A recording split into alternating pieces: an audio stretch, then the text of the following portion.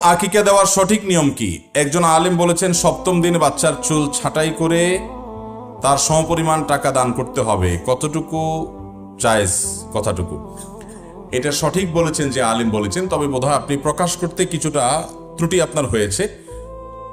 সন্তান জন্মের সপ্তম দিনে, 7 দিন পরে না, সপ্তম দিন। 7 দিন পরে এক কথা, সপ্তম দিন আরেক কথা।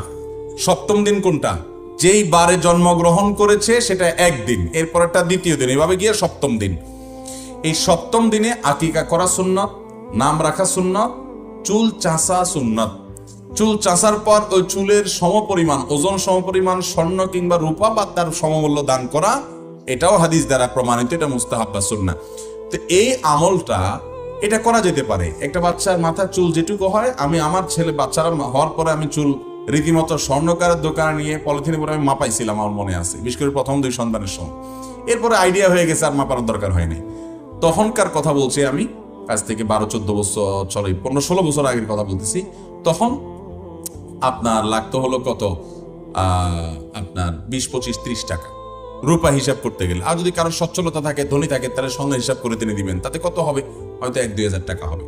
তো ওই পরিমাণ টাকা গরিব দুঃখীকে দান করে দাও, এটা মুস্তাহাব সপ্তম দিনে।